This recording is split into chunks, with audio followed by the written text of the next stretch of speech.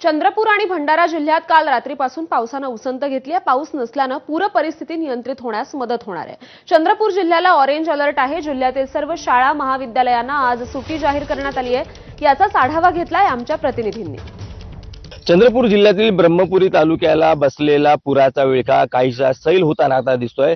कारण काल रात्रभर भंडारा आणि चंद्रपूर या दोन्ही जिल्ह्यांमध्ये पाऊस झालेला नाही आणि याचा फायदा जो आहे तो निश्चितच या पुराच्या पाण्यात कमी होण्यास होईल।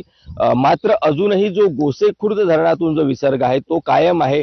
जवळजवळ 16,000 क्युमेक्स पर्यंत हा जो विसर्ग आहे हा वैनगंगा नदीत होतोय आणि यामुळे मोठ्या प्रमाणात जे पाणी आहे ते वैनगंगा नदीतून येतं आणि वैनगंगा नदीसोबतच हा जो ब्रह्मपुरीचा पूर्ण तालुका आहे याच्यामुळे जलमय झालेला आहे। विशेषतः नदीच्या लगतचा जो भाग आहे, शेत्या आहे, 8 ते 9 गावं आहे, हा याला पुराचा फटका बसलेला आहे।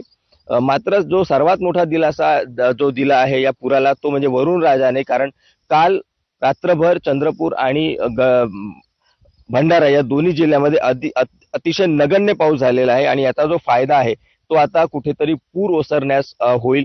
सध्या पूर परिस्थिती आपण म्हटलं तर कायम आहे किंवा काही प्रमाणात कमी झालेली आहे। मात्र एक प्रकारचा जो इम्पॅक्ट आहे तो या पुराचा जो व्हायचा तो झालेलाच आहे।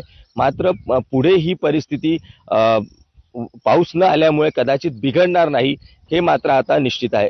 सारंग पांडे, एबीपी माझा, ब्रह्मपुरी, चंद्रपूर।